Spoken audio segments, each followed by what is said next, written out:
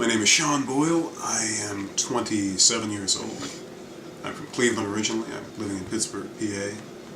And I went to school for special effects. So that includes set design, prosthetic makeup, costumes, props. Kind of all through my youth, growing up in the early 90s, TV would have a lot of specials on some of the big, summer blockbusters. And they would show the actors getting into makeup and, coming in as themselves and then sitting there in the chair starting to, practice their voice or to start to move differently. And then they would talk to the audience and say, it's so easy to slip into this because there's wardrobe and costumes and, you step onto the set and it's like, I'm there, I'm that person. You become these people.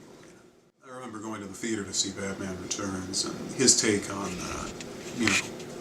Batman and his, friends and foes, and he did Danny DeVito's Penguin as sort of this freakish, like a Birdman. And the Pittsburgh is a Comic-Con every April, and me and a group of friends decided to do Batman villains. So I started with the makeup on my face and kind of following and keeping in step with what they did.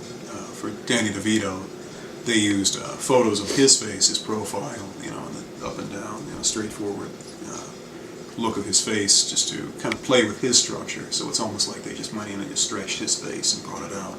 So I did that, and I had to do hair extensions, and I went ahead full on, kind of on a laugh and a dare. So he said, well, I'm going to do this. I said, okay, I'm going to shave my head.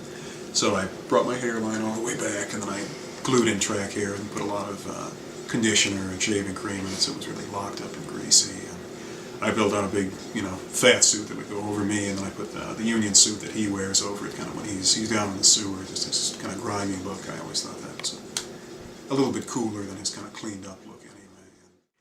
And I don't know. I work for a company that it's not what I studied to do. I studied for to do.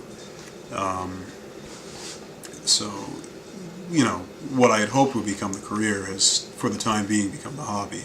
But then again, I get the health benefits. I have medical, I have dental, I have eye.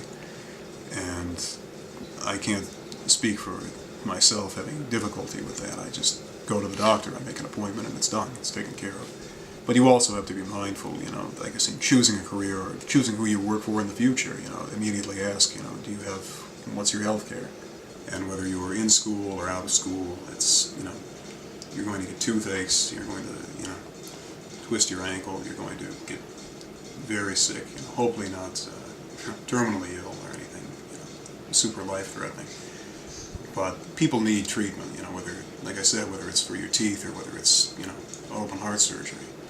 I think whatever point this country decides to make healthcare universal, it's what everybody's hoping for, and I don't know when the bill will get passed, but all we can do is hope.